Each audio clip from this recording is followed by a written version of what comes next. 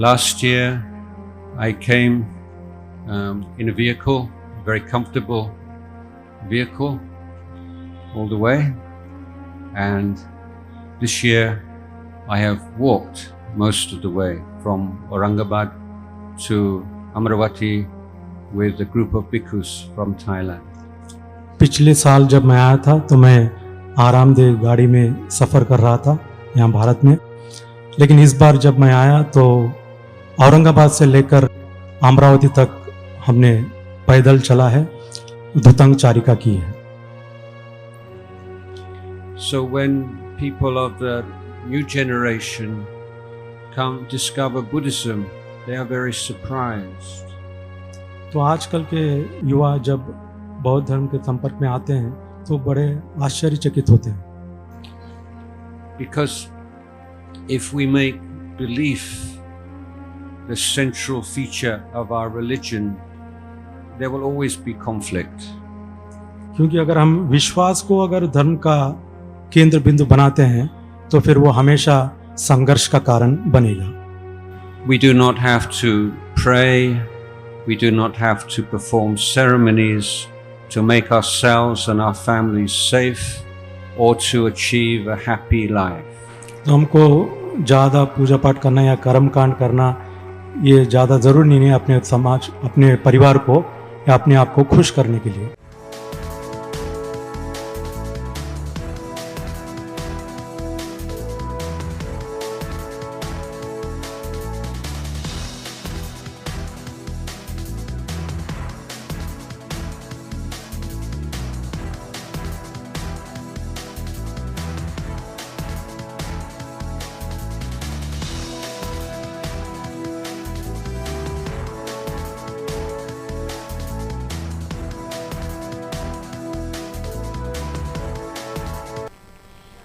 Kasavannami bante dvaratayena maya katang sabanga pradang kamatame bante dutiyampi okasa Vandami bante dvarata ena maya katang sabang aprada kamata me bante. Namo tassa bhagavato arahato samma sambuddhassa. Namo tassa bhagavato arahato samma sambuddhassa.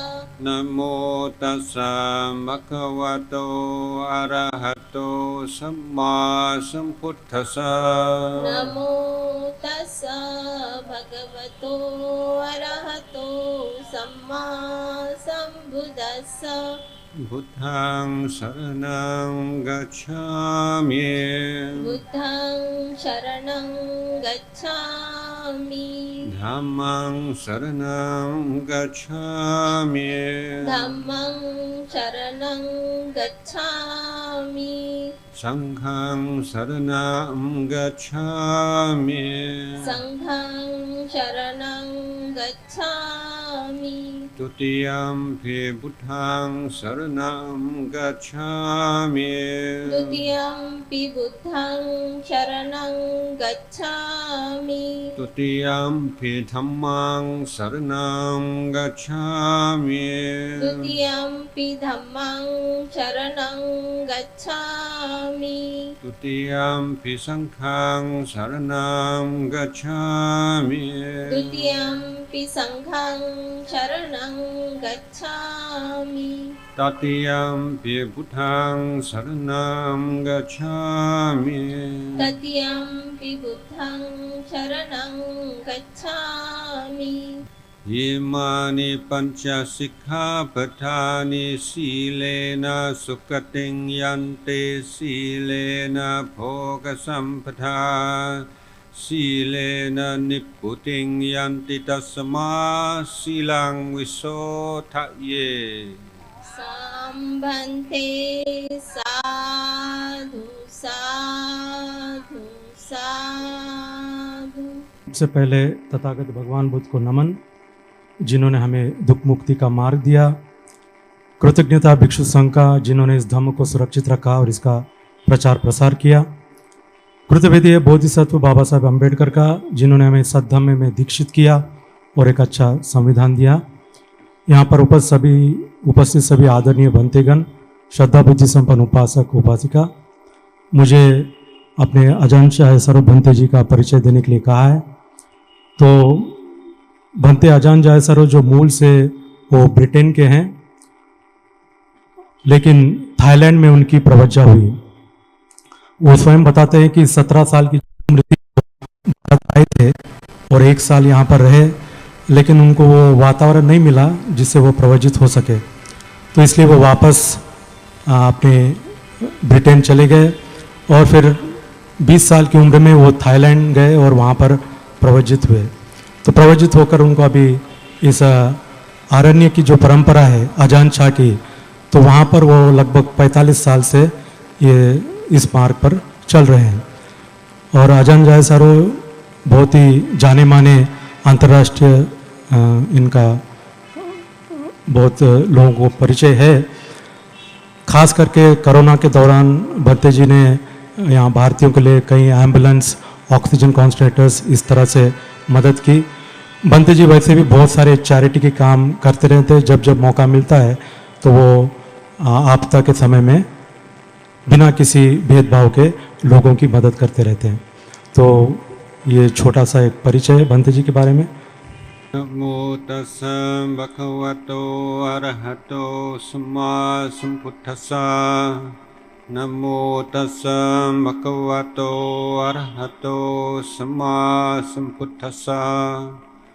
नमो तस्सै भगवतो अरहतो सम्मा सम्बुद्धास्सा। बुद्धं धम्मं संघं गुणोत्तरं उपचायं नमस्सामि।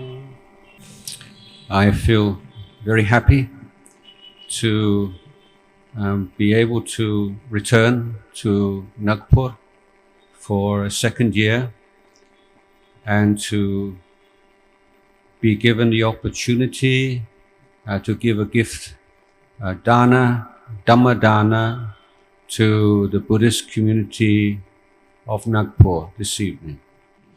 मुझे इस बात की खुशी है कि मैं दूसरी बार यहाँ नागपुर में आया हूँ आप लोगों को धम्म दान देने के लिए।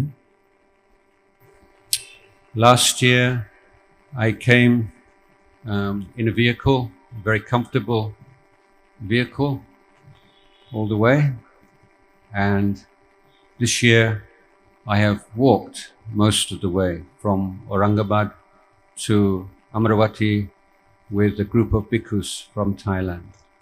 पिछले साल जब मैं आया था तो मैं आरामदेह गाड़ी में सफ़र कर रहा था यहाँ भारत में, लेकिन इस बार जब मैं आया तो औरंगाबाद से लेकर अमरावती तक हमने पैदल चला है, धुतंग चारिका की है। We walked through the small villages in the countryside, along the minor roads, avoiding the highways. हम लोग मुख्य मार्ग छोड़कर जो गांव के गलियारों से उस तरह से होते हुए हम इस बार चारिका की है। Last year, when I came in a vehicle, we were driving along the highway towards Akola. पिछली बार जब हम आए थे तो हम लोग कार से जा रहे थे अकोला तक। As we passed a gas station, we could see many villagers standing on the side of the road, waving Buddhist flags. तो हम लोग जब वहाँ पर जो पेट्रोल बंक है, गैस स्टेशन, वहाँ से जा रहे थे तो हमने देखा कि रास्ते में बहुत लोग झंडा लेकर बड़ी श्रद्धा से वहाँ पर That we stopped. तो मैंने ड्राइवर से कहा कि हमको यहाँ रुकना चाहिए। And we got down from the vehicle and the lay people invited us to the gas station where they had prepared mats and chairs. तो मैं वहाँ पर जब उतरा तो उन लोगों ने हमको वहाँ पर गैस स्टेशन में बुलाया जहाँ पर कुछ तैयारी की हुई थी चेयर की और पंडाल की. When we sat down, they requested the 5 precepts. जब हम बैठे तो उन्होंने हमसे पंचशील की याचना की and asked to listen to a Dhamma discourse. और वो चाहते थे धम्म देशना सुनने के लिए. I have given 5 precepts in many different places. मैंने पंचशील बहुत अलग अलग जगह पर लोगों को दिया है. From rice fields to royal palaces. खेतों से लेकर हर जगह पर मैंने पंचशील दिया है. But this was the first time I gave 5 precepts in a gas station. लेकिन ये पहली बार था कि मैंने एक गैस स्टेशन में पंचशील दिया. The villagers had a relative in our group who had informed them that we would be passing along that road. तो हमारे समूह में एक व्यक्ति था जो उस गांव का रिश्तेदार था और उसने उनको ये सूचना दी थी. And they had been waiting for 3 or 4 hours for us to pass by. और इसलिए वो लगातार 3-4 घंटों से हमारा रास्ते पर इंतजार कर रहे थे.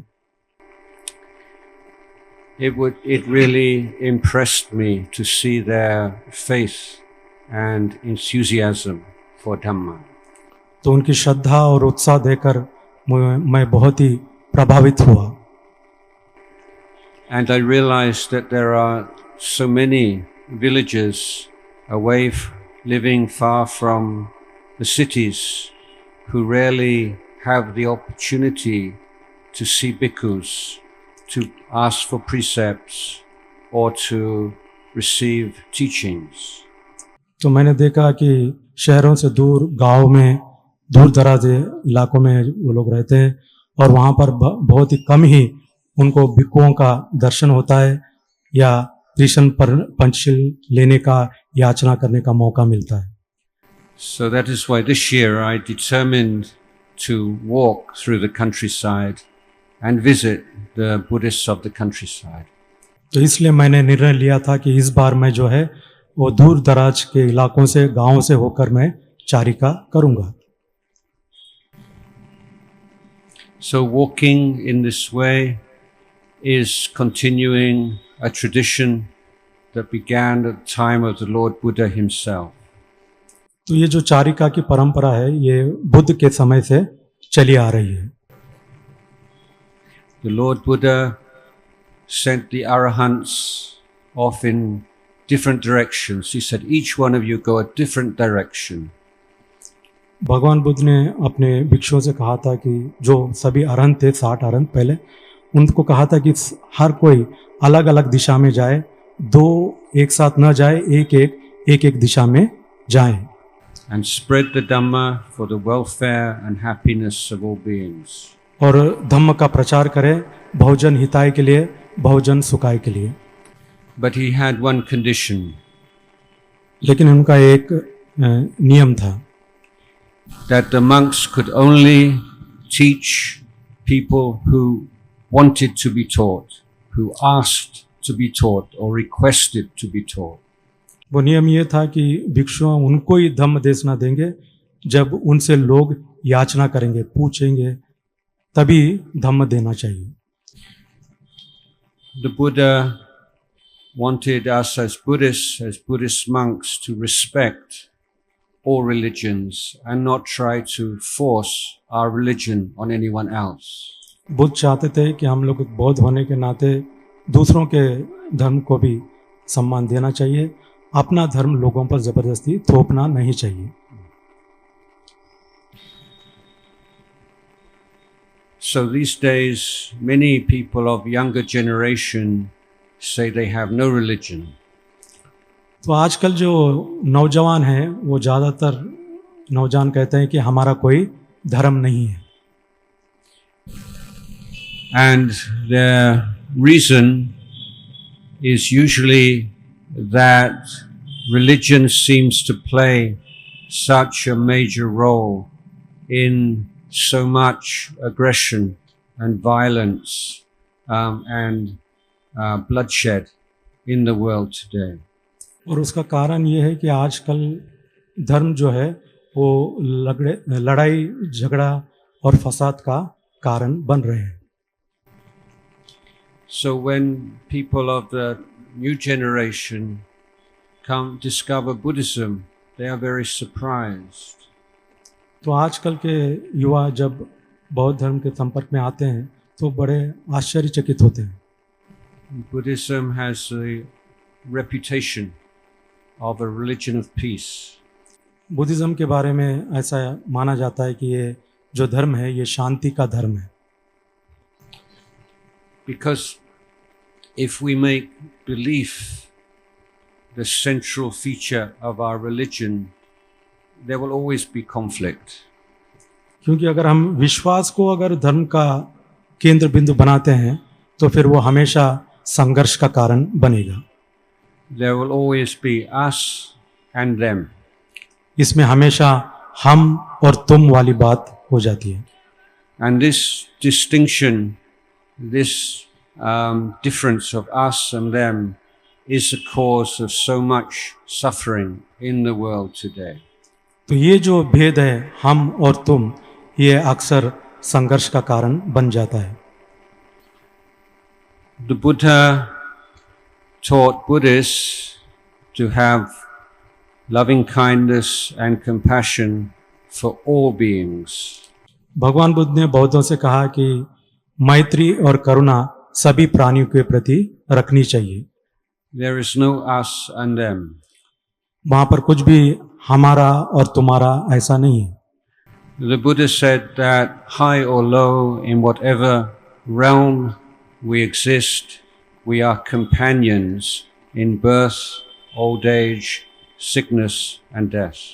तो हम बड़े ही ऊंचे स्थान पर हो या नीचे स्थान पर हो, लेकिन बीमारी, बुढ़ापा और मौत में हम सब बराबर हैं. So you may ask, if Buddhism does not put faith or belief in the center of our religion, then what is at the center? तो अगर आप ये पूछ सकते हैं कि बौद्ध धर्म का केंद्र बिंदु विश्वास नहीं है, तो फिर बौद्ध धर्म का केंद्र बिंदु है क्या? And the answer is action. और उसके जवाब है क्रियात्मक होना.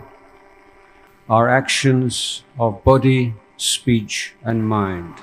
शरीर, वाणी और मन के जो कर्म है वो केंद्र बिंदु है. So the Buddha was the greatest scientist the world has ever seen. तो बुद्ध जो है एक बहुत बड़े वैज्ञानिक है इस दुनिया में. But he did not investigate the external world so much. लेकिन उन्होंने बाहरी दुनिया का शोध नहीं किया. He investigated the inner world. उन्होंने अपने अंदर का शोध किया. And he made so many discoveries which he shared with the world. और उन्होंने बहुत सारी ऐसी चीजें खोज निकाली जो उन्होंने हमको बताया. And one of these was the importance of action. और उसमें से एक मुख्य बात थी कि ये अपने कर्मों का प्रामुख्यता क्या है वो बताया. He said he had discovered that there is no God or gods who have power over our lives. उन्होंने कहा कि ऐसे कोई भगवान देवी देवता नहीं है जो कि हमारे ऊपर काबू रखे या हमारे ऊपर राज्य करें. We do not have to pray, we do not have to perform ceremonies to make ourselves and our families safe or to achieve a happy life. तो हमको ज़्यादा पूजा पाठ करना या कर्म कांड करना ये ज़्यादा ज़रूरी नहीं है अपने समाज, अपने परिवार को या अपने आप को खुश करने के लिए. This was the revolutionary discovery of the Lord Buddha. ये एक बड़ी क्रांतिकारी खोज थी भगवान बुद्ध की। Everything lies within us. सब कुछ अपने अंदर है। We have within us this ability to abandon the unwholesome, develop the wholesome, and purify our minds. हमारे अंदर ये काबिलियत है कि हम अकुशलता को दूर करें, कुशलता को संपादन करें और अपने मन को शुद्ध करें।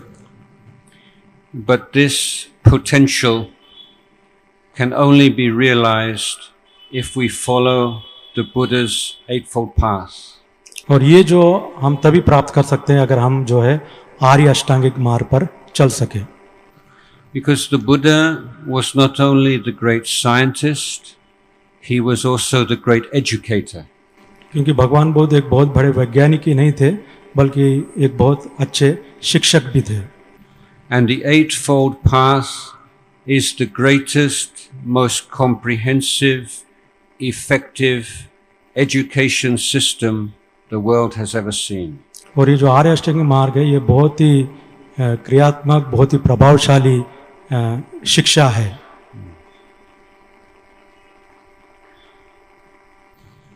The education systems that we have developed in the world are very valuable, and we can see the role this system has played in uplifting the Buddhist communities in India.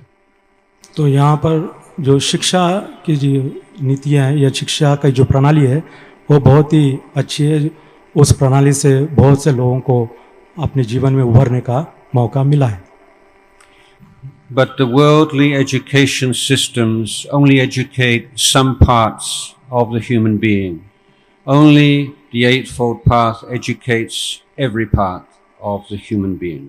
लेकिन ये जो दुनियादारी की शिक्षा है ये जीवन के कुछ भागों के बारे में ही सिखाती है, लेकिन आर्य अष्टांगिक मार्ग ऐसा है जो जीवन के हर भाग के बारे में सिखाता है। So as Buddhists, we are students of life. तो एक बौद्ध होने के नाते हम जो है जीवन के विद्यार्थी हैं। One of the words that is very popular these days is lifetime learning. और सबसे जो बहुत ही प्रमुख वाक्य है वो है कि जिंदगी भर सीखना। But the idea of lifetime learning began with the Lord Buddha. लेकिन ये जो जिंदगी भर सीखने की जो बात है वो भगवान बुद्ध से शुरू हुई। The Arahant is sometimes called the Aseka Pugala. ये अरहंत जो है उनको हम असेका पुगला कहते हैं। And that means the graduate. The Arahant is the person who has graduated from the Buddhist system of education. तो एक तरह से हम यूँ कह सकते हैं अरहंत यानी जिन्होंने इस धर्म के रास्ते पर डिग्री हासिल किया है, ग्रेजुएशन किया है। All of us who are not Arahants, we are still students. हम सभी जो अभी अरहंत नहीं है अभी हम विद्यार्थी हैं। So the feature of a student is that they have the capacity to learn. तो एक विद्यार्थी का एक गुण है कि वो उनमें काबिलियत है चीज़ों को सीखने की। And this we can observe, can we not, that as human beings we can always learn new things. और हम ये देख सकते हैं कि एक इंसान होने के नाते हम हमेशा कुछ न कुछ सीख सकते हैं। This is the feature that defines the human realm that we live in. We are learners. तो इस तरह से इस मनुष्य जीवन का ये एक अच्छा गुण है कि हमेशा हम लोग कुछ न कुछ सीख सकते हैं। We can learn. हम लोग सीख सकते हैं। We can change. हम लोग परिवर्तन कर सकते हैं। But we can change for the better, or we can also change for the worse. लेकिन ये परिवर्तन अच्छे के लिए भी होता है या बुरे के लिए भी हो सकता है। But through following the Buddha's teachings, we can change for the better. लेकिन अगर हम बुद्ध की शिक्षाओं का पालन करें तो हम अच्छे के लिए परिवर्तन कर सकते हैं। If you were to be in a vehicle in the countryside and the vehicle broke down, what would you do? अगर मान लो आप वाहन में जा रहे हैं गांव के रास्ते से और वहाँ पर आपकी गाड़ी खराब हो गई, टूट गई, तो क्या करेंगे? I think everybody would do the same thing, whether they are Buddhists or Christians or whatever religion, or people with no religion. They would look into the engine and say, what is the problem? How can we remedy it? तो मुझे लगता है कि सभी लोग, चाहे इस धर्म के हो या उस धर्म के, क्रिश्चियन हो, बौद्ध हो, जो भी हो, वो सब जो है एक ही ढंग से देखेंगे कि ये इंजन खोलकर कि इस इंजन में क्या खराबी है, किस कारण से ये रुका है. No matter how religious a person is, they would not just sit in the car and pray for the car to run.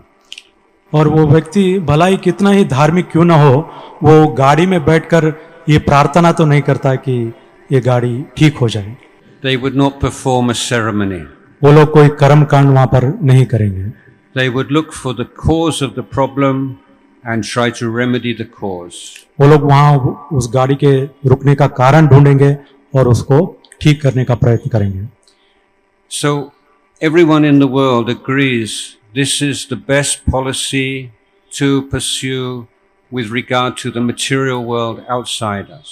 तो ये एक आम तरीका है बाहर की दुनिया में समस्याओं को हल करने का. But the unique feature of Buddha Dhamma is that the Buddha says this same method, this very effective method, we can also use within us, within our heart and mind. लेकिन बुद्ध की शिक्षा की एक विशेषता है कि यही जो तरीका है, यानी जैसे गाड़ी टूट गई तो उसको कारण ढूंढना, उसी तरह से अपने अंदर भी झांक कर इसी तरह से हमको खोज करनी चाहिए. Because many people, most people who are very practical with the external world, when it comes to internal world, they have a whole different way of understanding what is happening. तो बाहरी दुनिया में तो वो इस तरह से कारण हेतु ढूंढने का काम करते हैं, लेकिन जब अंदर की बात आती है तो वो अलग है. They say, I am being punished, I am being tested. This is all part of a mysterious plan. तो जब ऐसे परेशानी आती है तो अपने अंदर झांकने के बजाय लोग कहते हैं कि मैं परेशान हूँ, मुझे मेरी परीक्षा ली जा रही है, मुझे सताया जा रहा है, इस तरह से वो सोचते हैं. Or they say, this is my fate. वो समझते हैं कि ये ऐसी मेरी किस्मत है, my destiny. यही मेरा विधान है. The Buddha says no. The Buddha says there is a cause for our suffering and there is a remedy for this suffering. लेकिन बुद्ध कहते हैं ऐसा नहीं है, दुख का कारण भी है और उसका निवारण भी है. So we all have problems in life. तो हम सभी को कोई ना कोई समस्याएं हैं. Let me give you an example with this flower. मैं आपको इस फूल से एक उदाहरण देता हूँ.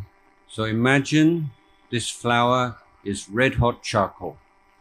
ऐसे मान लो थोड़ी देर के लिए कि ये जो फूल जो है, फूल नहीं, ये एक जलता हुआ कोयला है.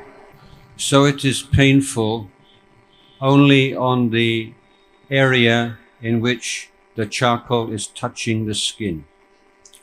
तो आपको उसी इलाके में दर्द महसूस होगा जहाँ पर ये जलता हुआ कोयला आपके चमड़ी से जुड़ा हुआ है, छू रहा है. But when most people experience pain, whether it's physical pain or mental pain, their reaction is like this. लेकिन जब लोगों को कोई शारीरिक या मानसिक दर्द होता है तो उनकी प्रतिक्रिया ऐसी होती है कि उस कोयले को इस तरह से मुट्ठी से पकड़ लेते हैं. So what is the result? तो इसका क्या परिणाम है? The area of pain increases from the small area in the middle to the whole hand. तो वो जो जितनी जगह थी जो जहाँ पर दर्द हो रहा था, अब वो जगह जो है बढ़ गया है, पूरा हाथ में दर्द होना शुरू हो जाता है। So with the Buddha's teaching, especially teaching on bhavana, then we learn how to unclench the hand. तो बुद्ध की जो शिक्षा है भावना ध्यान, वो हमें यही सिखाती है कि कैसे हमको उसको छोड़ना चाहिए। So it does not mean that there is no pain or no difficulty or no problem. इसका मतलब ये नहीं कि कोई समस्या नहीं, कोई दर्द नहीं है। There is, but only minimum amount, just where the hot coal is touching the hand. हाँ, दर्द तो है, लेकिन वो उतने ही इलाके में है जहां पर ये कोयला आपके चमड़ी को छू रहा है। So the Buddha teaches us that so much of our suffering is unnecessary. तो इसलिए बुद्ध कहते हैं कि जितना हम परेशान है वो जरूरत से ज्यादा है, हम बेकार में जरूरत से ज्यादा परेशान है। And through following his path, the eightfold path, through practicing dana and sila and pavana, we can eliminate all the unnecessary suffering. तो इस तरह से आर्य अष्टांगिक मार्ग पर चलकर दान शील भावना का अभ्यास कर कर जो अनावश्यक समस्याएं हैं या दुख है उसको हम तुरंत दूर कर सकते हैं। All the suffering which we create ourselves. बहुत सारी समस्याएं हम खुद उत्पन्न करते हैं। Many people will watch a movie or a play or some entertainment and sit for 2 hours, 3 hours even, without any discomfort. बहुत से लोग कोई पिक्चर देखते हैं या कोई नाटक देखते हैं या कोई मनोरंजन की चीज देखते हैं तो 2-3 घंटे आराम से बैठ जाते हैं बिना किसी तकलीफ के। But if they are asked to meditate and sit, after 10 minutes or 15 minutes, they say, oh, my knees hurt, my back aches, so painful. लेकिन उन्हीं लोगों को अगर हम 10-15 मिनट ध्यान करने के लिए कहते हैं तो 10-15 मिनट के अंदर ही वो कहते हैं वो मेरे पैरों में दर्द है, मेरी कमर में दर्द है, इस तरह से कहते हैं। So what is the difference? Same body. Why in one case a lot of pain, in another case no pain? तो ऐसा क्यों है कि एक जगह जब मनोरंजन की बात आती है तो कोई दर्द नहीं है, लेकिन जब ध्यान करने की बात आती है तो 10-15 मिनट में अनेक प्रकार के दर्द महसूस करने लगते हैं। The difference is not in the body, it's in the mind. ये जो फर्क है ये शरीर में नहीं है, ये मन में है। So when we experience an unpleasant sensation, then the mind grabs onto it with the feeling, I don't want this bad feeling, go away.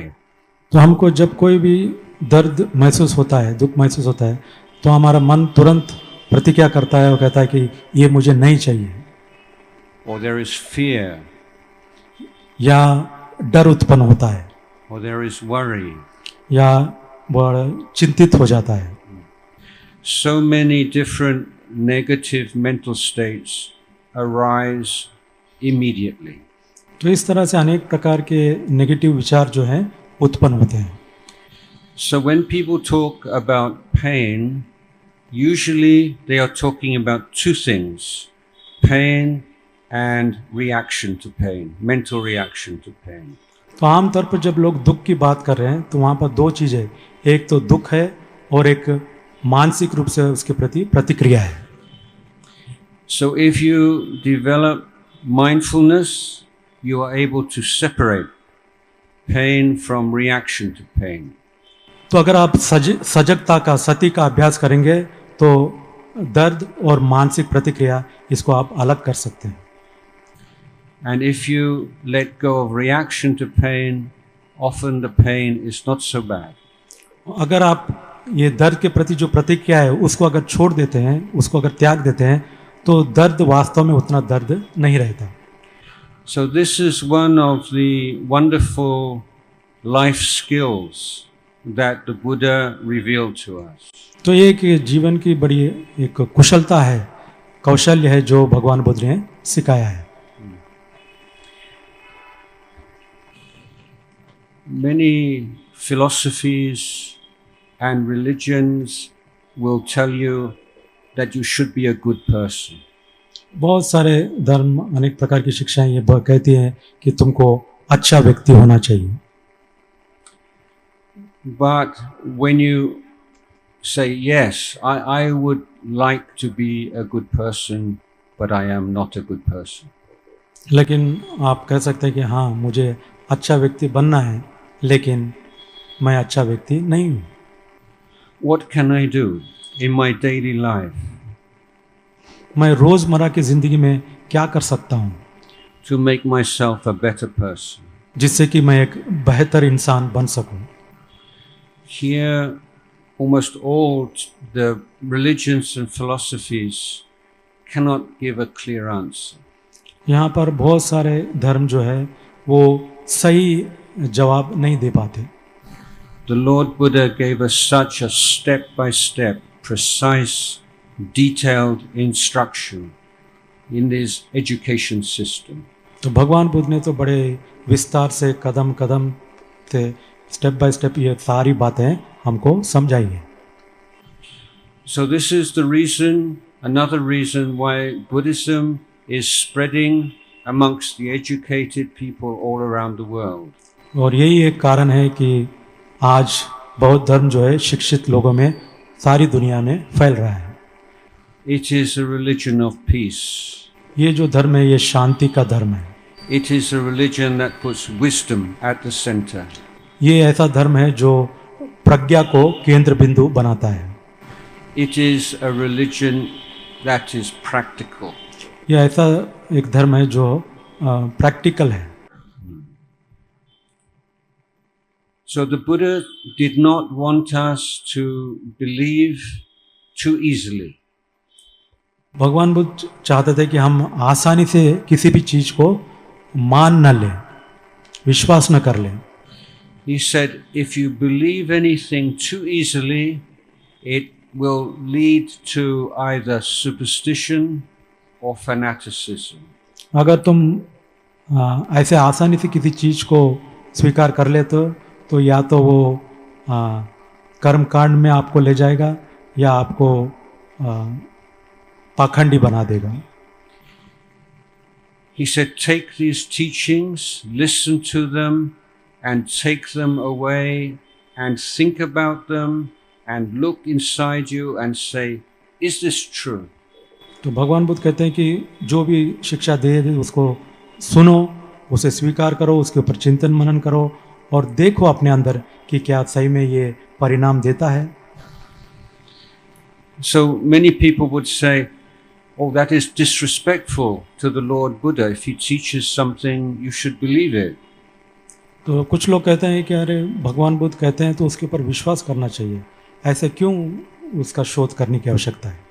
But that's not the case. The Buddha says, if you listen, you think about the teaching, you apply and you see the result, then the faith that arises is a very strong faith.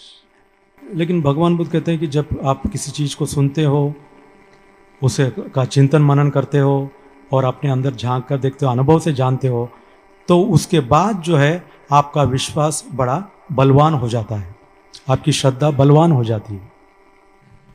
Because if you have a faith that is only belief, there is always a shadow. तो अगर आप केवल श्रद्धा रखते हैं, विश्वास करते हैं ऐसे, तो वो एक खाली एक छाया की तरह है. And that shadow is doubt. और वो जो छाया है वो एक शंका है. The only way to go beyond doubt is to prove for yourself that something is true. तो शंका को दूर करना है तो अपने अनुभव से जानना है कि क्या सच है. So the Buddhist teachings are all concerned with human life. तो बुद्ध की जो सारी शिक्षा है वो मनुष्य के जीवन से जुड़ी हुई शिक्षा है. So if the Buddha says you can abandon the unwholesome, then you look, have you ever abandoned something bad in your life? Have you ever had a bad habit and you just stopped for one reason or another? तो भगवान बुद्ध कहते हैं कि अकुशल चीज़ों को त्यागा जा सकता है. तो आप अपने अंदर झांक कर पूछे कि ये जो अकुशल चीज़ है क्या मेरे अंदर है और कोई किसी चीज़ को मैंने त्यागा है? I think everyone will say yes, some big things, some small things, but you only need one example of some bad habit you had in the past, which now you are free of. तो हाँ, आप ऐसे पूछेंगे तो आपका अनुभव में आएगा कि हाँ, कुछ चीज़ों को त्यागा है, कुछ को नहीं, और ख़ास करके एक आध ऐसी कोई बड़ी चीज़ है, गलत चीज़, जिसको मैंने त्याग दिया है.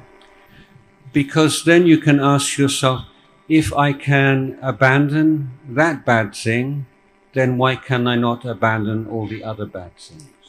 तो फिर आप सोच सकते हैं कि अगर उस बड़े गलत चीज़ को मैंने त्याग दिया तो दूसरे गलत चीज़ को मैं क्यों नहीं त्याग सकता. And similarly, you can look at your life today and say, is there some good thing in your life today that you feel very proud of?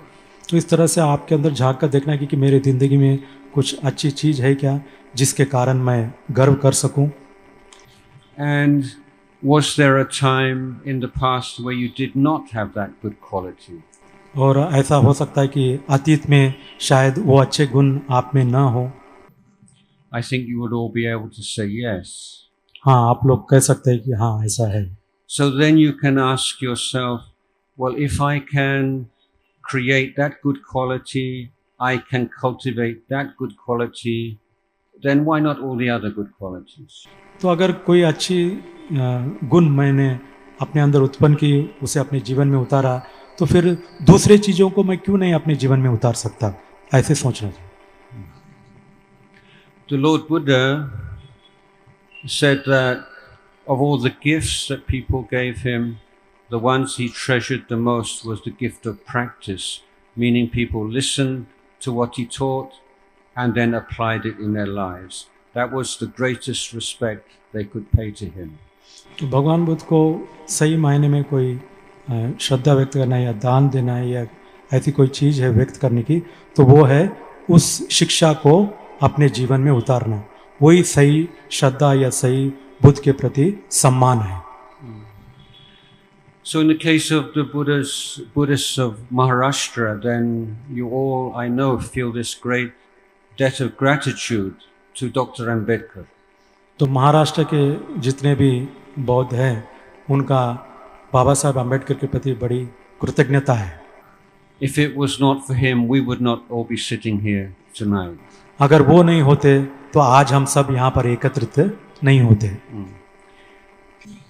But with Dr. Ambedkar, the great benefactor, how do you express your respect and love for him? तो बाबा साहब को आप किस तरह से अपनी कृतज्ञता, अपना आदर व्यक्त कर सकते हैं?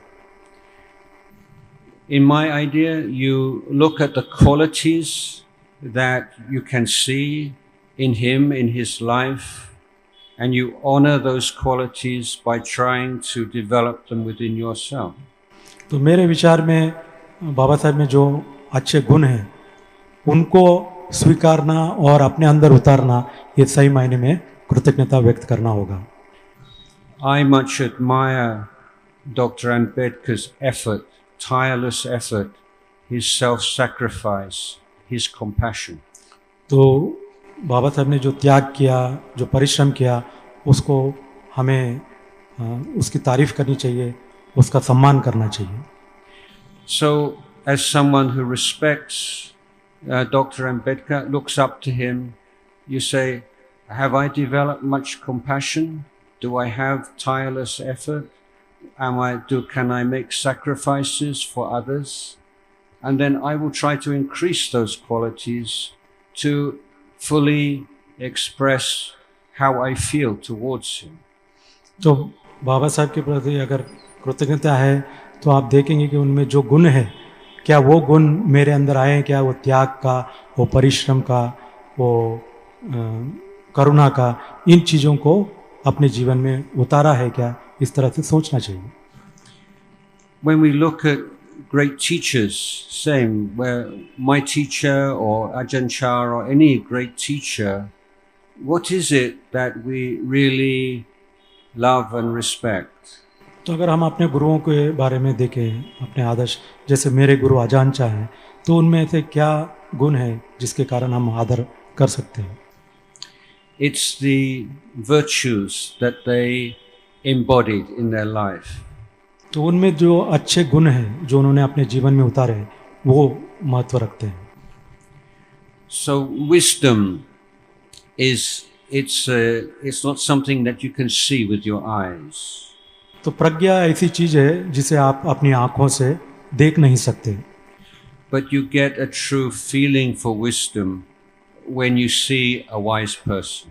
लेकिन आप प्रज्ञा को महसूस कर सकते हैं जब आप किसी प्रज्ञावान व्यक्ति को देखते हैं।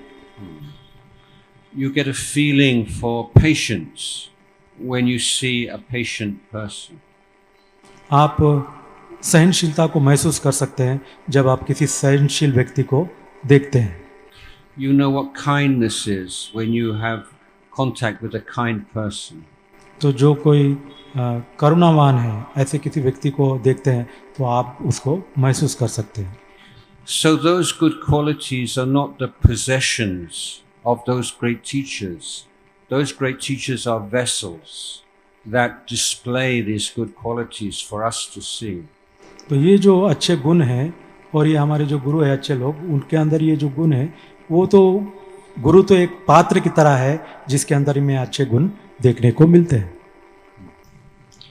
But it's for us who look up to these figures to emulate and to try to develop those very good qualities within ourselves. तो ये अच्छे लोगों को अपना आदर्श बनाकर उनके आदर्शों को स्वीकार करके हम भी वैसे बनने का प्रयत्न करना चाहिए। The Buddha says that someone who led a heedless, foolish life in the past realizes their mistake and then starts to live a good life is a beautiful thing to see. अगर कोई व्यक्ति बेहोशी में गलती कर चुका है अतीत में और अगर वो होश में आ जाए और सोचे कि अब मुझे ये नहीं करना है तो ये अच्छी बात है। And he gave a beautiful simile. He said it's like the full moon coming out from behind a cloud. तो जैसे भगवान बुद्ध ने कहा है कि ये एक उदाहरण देकर जैसे कोई चंद्रमा जो है वो काले बादल से बाहर निकल आया हो। So try to use the Buddha's teachings to help to create happiness and benefit for yourself and for all around you. तो बुद्ध की शिक्षा का उपयोग कीजिए जिससे कि तुम खुद सुख और खुश रहें और औरों को भी सुख दे सकें। I have many friends around the world, and sometimes I have conversation with monks from Mahayana Buddhist countries like China.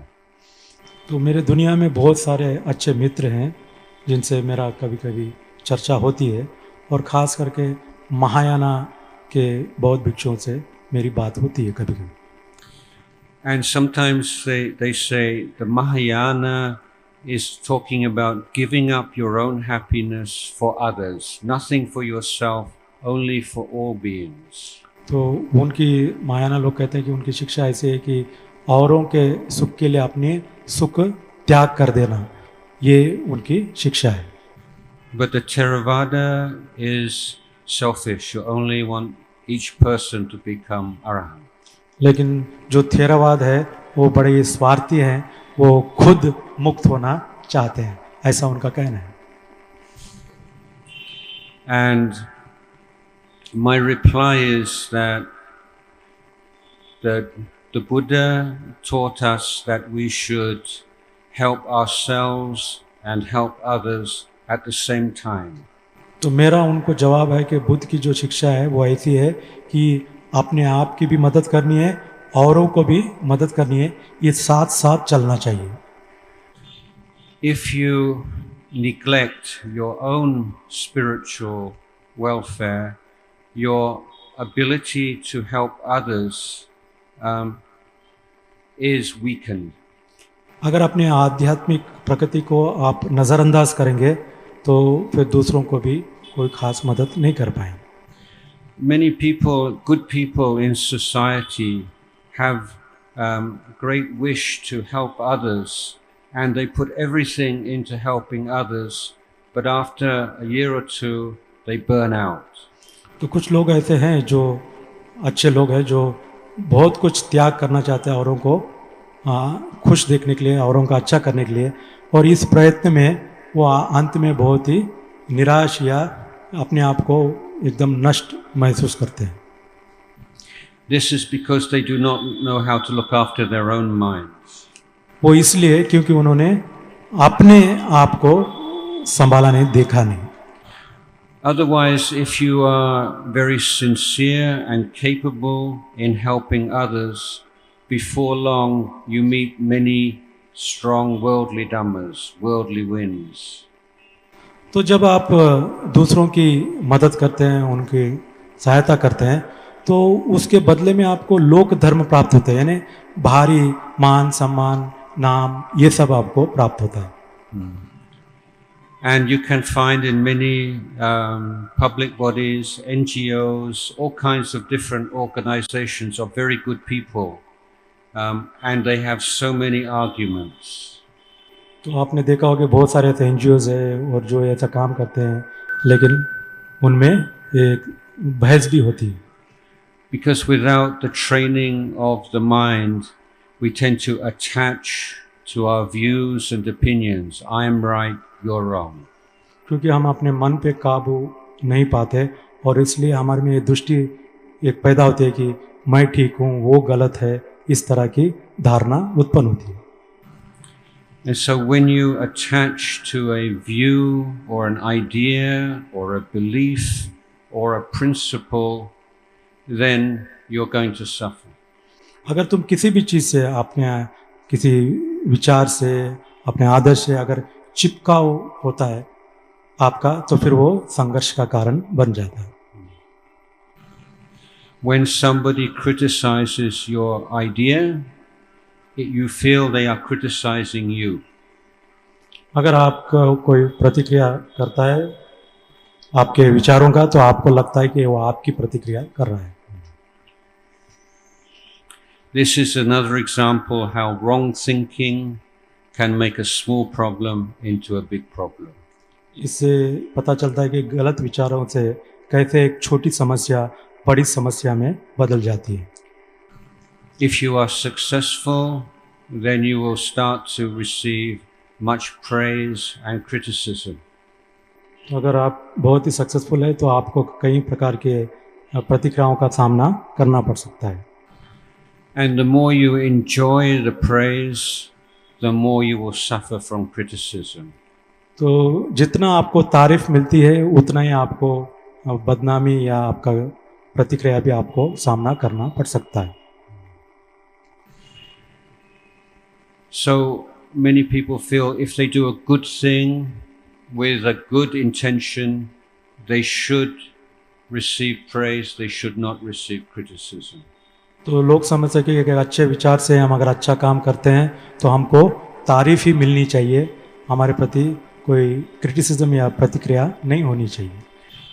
But whenever you do a good thing, there will be 5 different kinds of reaction at least. लेकिन जब भी आप कुछ अच्छा कार्य करते हैं तो उसके बदले में 5 प्रतिक्रियाएं हो सकती हैं. The first is genuine praise. एक है कि वास्तविक आपकी तारीफ. The second is flattery. तो दूसरा है आपकी चापलूसी में तारीफ करना. The third is indifference. और तीसरा है कि किसी भी प्रकार का कोई प्रतिक्रिया नहीं, नज़रअंदाज करना. The fourth is jealousy. और चौथा है ईर्ष्या करना. The fifth is anger.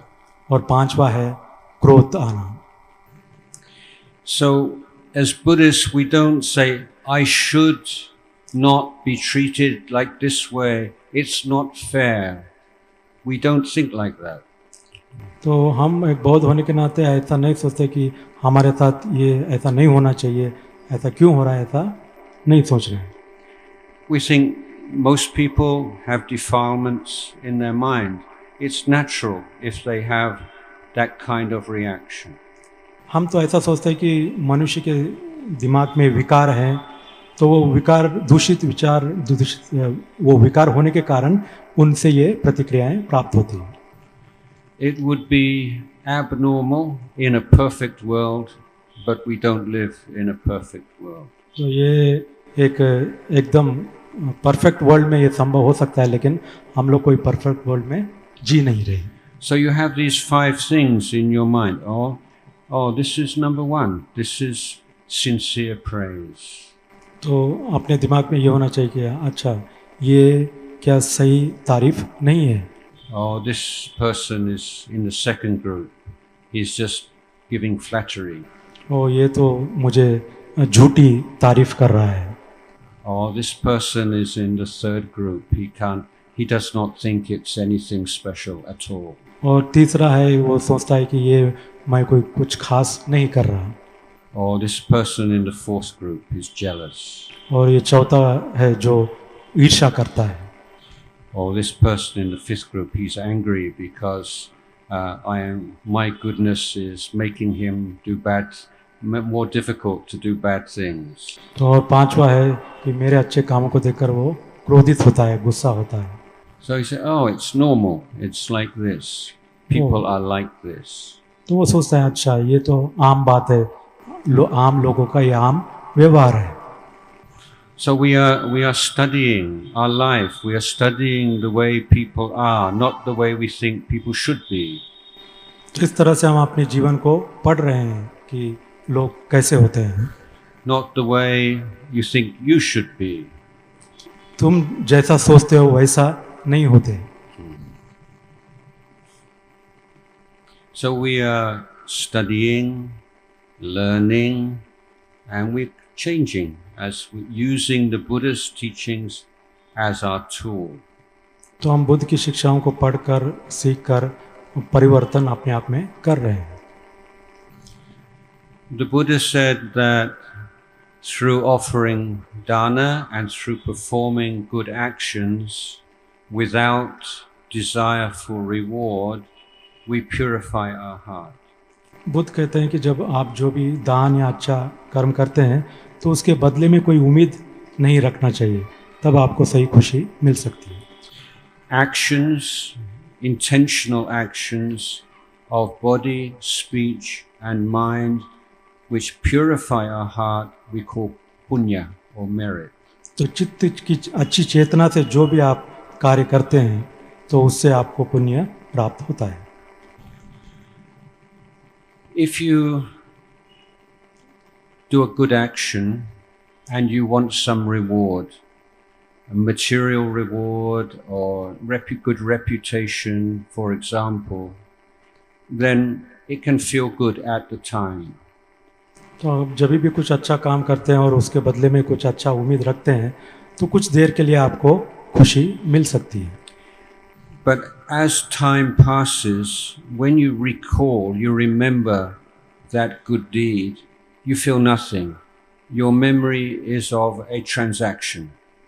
लेकिन कुछ समय के बाद जब आप उसको याद करते हो तो वो आपको उतना खुशी नहीं देता. आपको ऐसा लगता है वो तो एक बिजनेस ट्रांजैक्शन हुआ है. There is no purification. उसमें मन की शुद्धता नहीं होती. But if you perform the good action without desire for any recognition or reward, when you think about it afterwards, when you bring to mind, you immediately feel happy. लेकिन आप जब भी कोई कार्य बिना किसी बदले में उम्मीद रखे करते हैं, ऐसे कार्य को आप कुछ समय के बाद जब याद करते हैं तो वो आपको खुशी देता है. You may think, oh, I've made so many mistakes, done so many stupid things in my life, but at least I did this thing that I am proud of. तो आप सोच सकते हैं कि मैंने बहुत सारी गलतियाँ की, बहुत सारे गलत काम किए, लेकिन ये तो कम से कम मैंने अच्छा काम किया. So the Buddha called the memory of good deeds that we have performed a treasure in our hearts. तो ये जो यादें हैं अच्छे काम करने की, ये एक खजाना है हमारे अंदर. And it is a treasure that nobody can steal. और एक ऐसा खजाना है जिसे कोई लूट नहीं सकता. Those of you who are older, like me, you can maybe remember good deeds you performed 20 years ago, 30 years ago, 40 years ago. Now observe, when you recall that, you feel as happy as you did a week or a month after you performed that action. Is that true? तो आप जो मेरे तरह उम्र में हैं 30 साल 40 साल 50 साल जो अच्छा काम किए उसको याद करने पर आपको कैसा लगता है और एक हफ्ता पहले के जब आपने कार्य किया था एक हफ्ता बाद अगर आप सोचते तब आपको कैसा लगा था? So for me it's true, and this is the way that we verify the Buddhist teachings. It's sanditiko, it's something that we can see for ourselves. तो इस तरह से हम स्वयं अपने अनुभव से चीज़ों को देख सकते हैं भगवान बुद्ध की शिक्षा के अनुसार. The Buddha said that when we keep precepts, we give the greatest of gifts to our family. भगवान बुद्ध कहते हैं कि जब हम शील का पालन करते हैं तो लोगों को एक बहुत बड़ा दान करते हैं. Because the absolute basic requirement for happiness in a family or a village is that we feel safe. तो जो खुशी के लिए जो बुनियादी आवश्यकता है चाहे परिवार में कहो समाज में कहो वो ये है कि वह सुरक्षित है या नहीं ये बुनियादी आवश्यकता है. If you keep the 5 precepts, you give the gift of safety to all those around you. जब आप पंचशील का पालन करते हैं तो आप लोगों को सुरक्षा का दान देते हैं. As a husband, I hope you love your wife, and maybe you think that you would like to give your wife some nice presents sometimes, even maybe you dream of gold and precious things. तो एक पति होने के नाते आप अपनी पत्नी से प्रेम करते होंगे और सोचते होंगे उसको अच्छे तोहफा देना चाहिए, सोना देना चाहिए या हीरा देना चाहिए. But the greatest gift a man can give to his wife is to promise that he will keep the 3rd precept.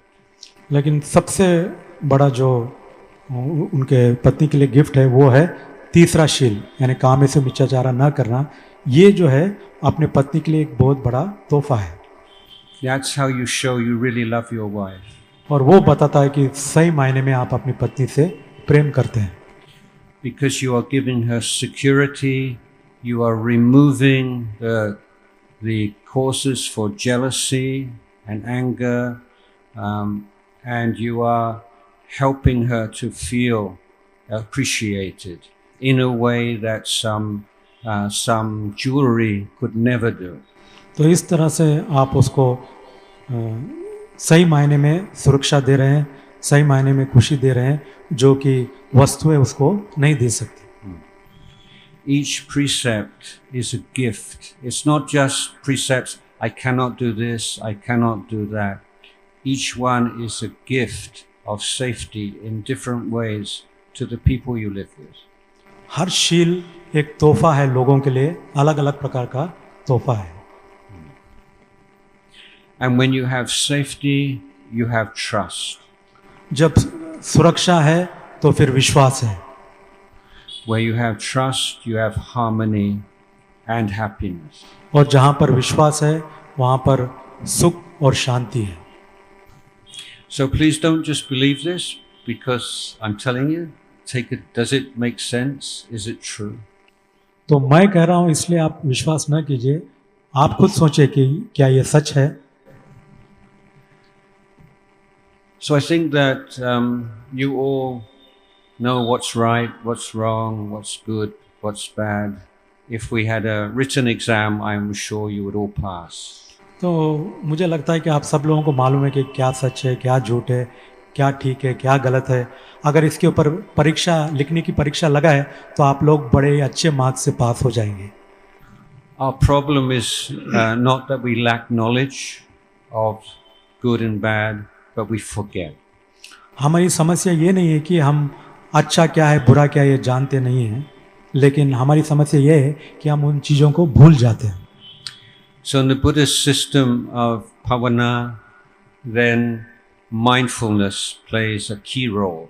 तो भगवान बुद्ध की शिक्षा का जो भावना है, जो सती है, सजगता है, ये बहुत बड़ा एक रोल प्ले करता है. Mindfulness means waking up to what is going on right now. तो सजगता यानी सजग होना, अपने इर्द गिर्द क्या हो रहा है उसके प्रति जागरूक होना। And when you are awake, then you are in contact. You can access your values and your principles. जब जागरूक होंगे तो आप आपके नियम, आपके आदर्श के बारे में सजग होंगे।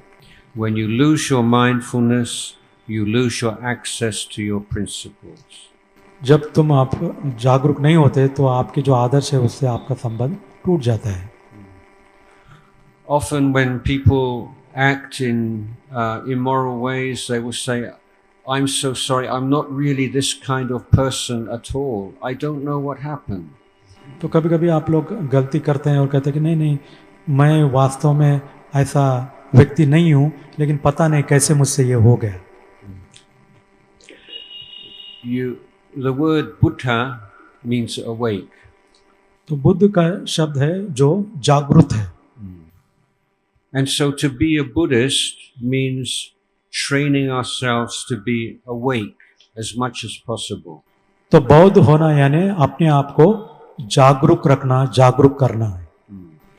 And what I mean by awake is awake to the Dhamma, awake to the truth of things.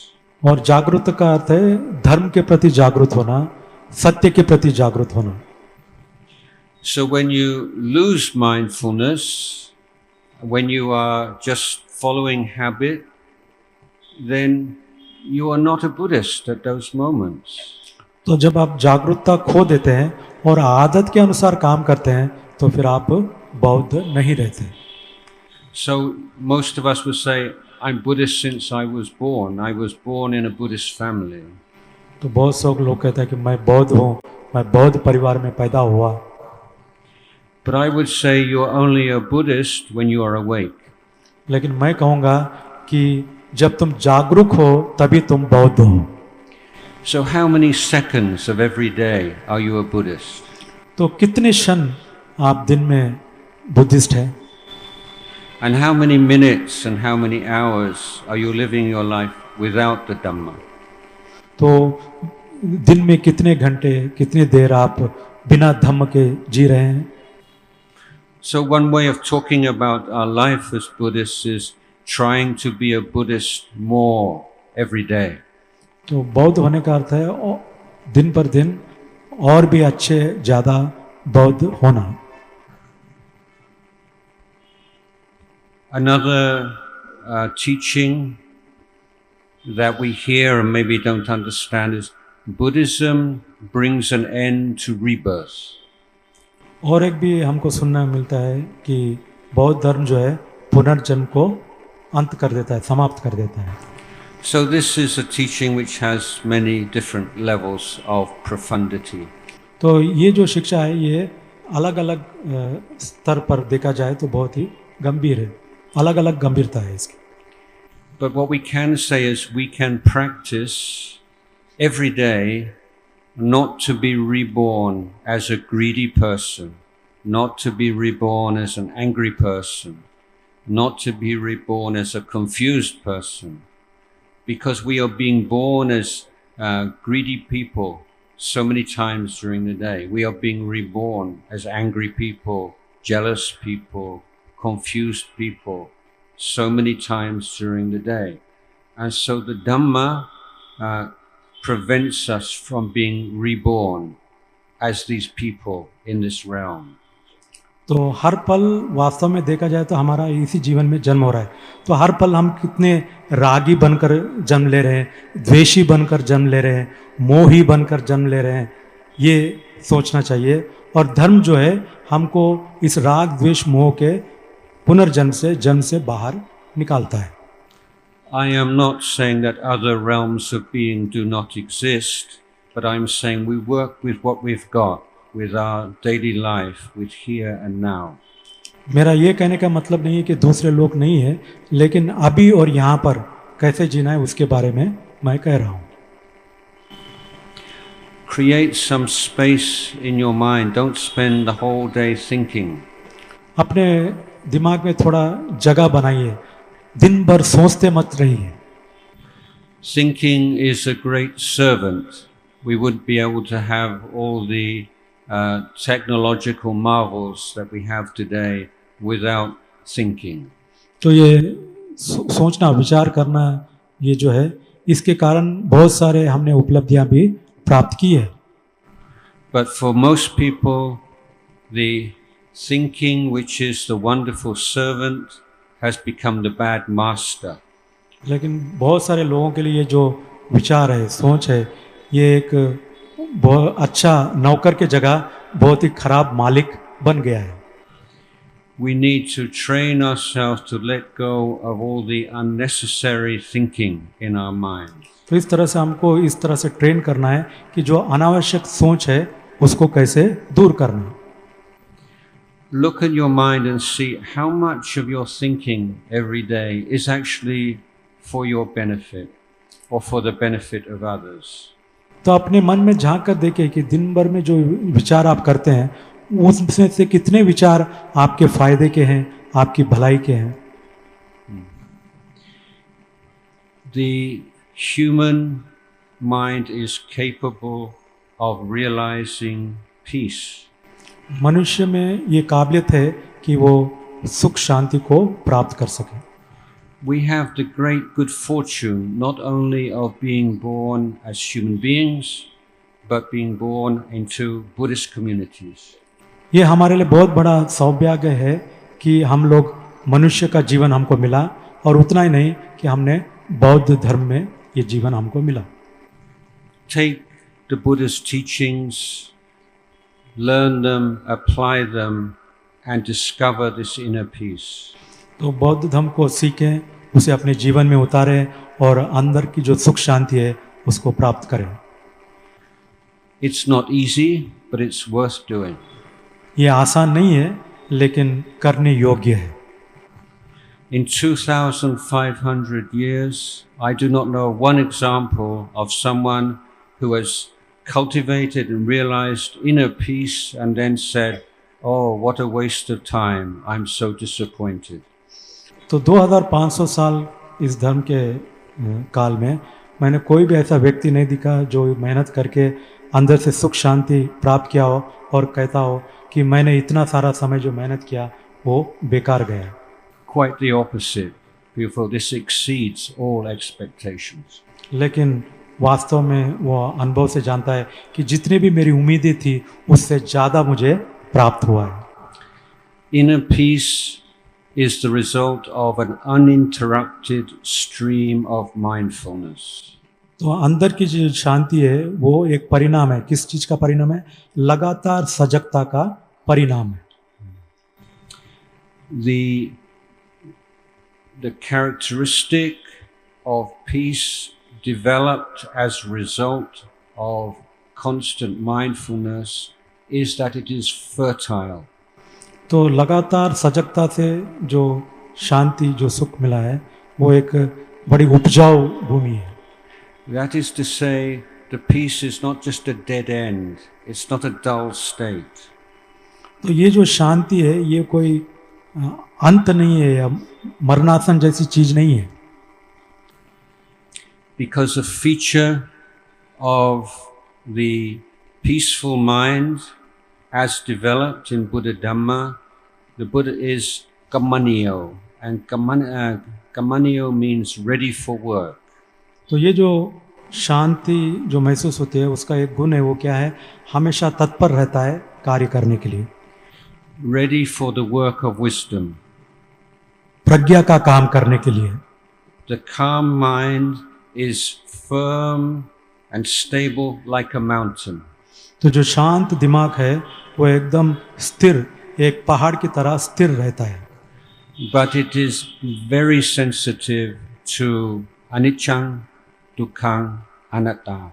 लेकिन वो बहुत ही संवेदनशील है अनित्यता के प्रति, दुख के प्रति, अनात्ता के प्रति.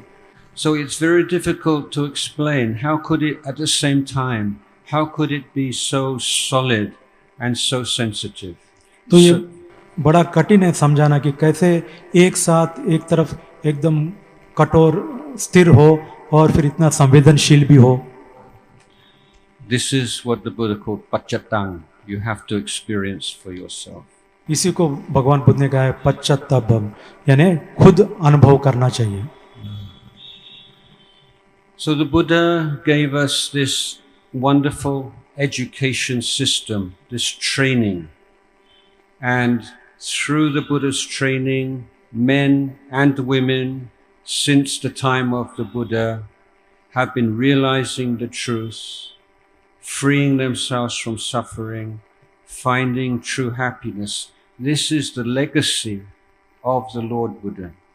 तो बुद्ध की ये जो शिक्षा प्रणाली है, ये सुख शांति प्राप्त करने के लिए एक बहुत ही अच्छी शिक्षा प्रणाली है. After 1,500 years or more, Buddhism declined and almost disappeared from India. So 1500 साल के बाद बौद्ध धर्म इस भारत देश में लुप्त हो गया. Through the effort, the sacrifice, the compassion, Dr. Ambedkar, we have a second flowering of Buddhism in India. लेकिन बाबा साहब के परिश्रम, करुणा और मैत्री के कारण और उनके त्याग के कारण फिर से हमको ये दूसरी बार बौद्ध धर्म का फलित होना दिख रहा है. This is such a wonderful thing to be a part of. तो ये एक अद्भुत चीज है जिसका हम हिस्सा है. But you do not have all the arahant teachers. लेकिन आज कोई अरहंत लोग नहीं है. So this is why we need in Maharashtra to create a strong bhikkhu sangha. इसलिए महाराष्ट्र में ज़रूरत है कि एक अच्छा भिक्षु संघ तैयार हो. If not, the Buddhist community, the second flowering will never truly flourish. नहीं तो ये दूसरा जो बुद्ध का शासन है वो ज़्यादा फलित नहीं होगा. We need men and women going forth from the family life into the monastic life to act as inspiration and guidance to the lay Buddhas. तो इस तरह से जो गृहस्थी लोग हैं उसमें से स्त्री पुरुष वो त्याग कर कर इस भिक्षु भिक्षु के जीवन में आने की आवश्यकता है ताकि वो दूसरों को इस मार्ग पर प्रेरित करें. So this is a long-term solution. तो ये एक लंबा समय वाला Short term, we all today have an advantage over Buddhists of all previous generations. लेकिन आजकल के बौद्धों को पहले बौद्धों के मुकाबले में एक एडवांटेज है. And that is a mobile phone. और वो है mobile phone. Mobile phone can be an addiction. Mobile phone एक नशा हो सकता है, एक व्यसन हो सकता है. But also on a mobile phone, there are websites, there is YouTube, there are podcasts where you can learn the Buddhist teaching, you can learn about dana, you can learn about sila, you can learn about training your mind through pavana. So take advantage of your mobile telephone. लेकिन उसी mobile में एक अच्छी बात भी है कि वहाँ पर बहुत सारे वेबसाइट है, यूट्यूब है, जहाँ से हम धम्म के बारे में, शील के बारे में सीख सकते हैं और अपने आप को ट्रेन कर सकते हैं. Use it for conversation, use it for entertainment, that's okay. But put aside some time every day for your study of Buddha Dhamma. तो उस मोबाइल के द्वारा आप बहुत सारे लोगों से बात करते हैं, उसका मनोरंजन के लिए इस्तेमाल करते हैं, लेकिन आप उसमें से कुछ समय धम्म सीखने के लिए भी उसका उपयोग करें. So these are a few words of advice and encouragement I would like to offer to you all this evening as a gift of Dhamma on this auspicious occasion. तो ये कुछ शब्द है, कुछ विचार है जो मैं आपको एक धम्म दान के रूप में देना चाहता हूँ. May you all be well and happy. आप सबका मंगल हो, भला हो.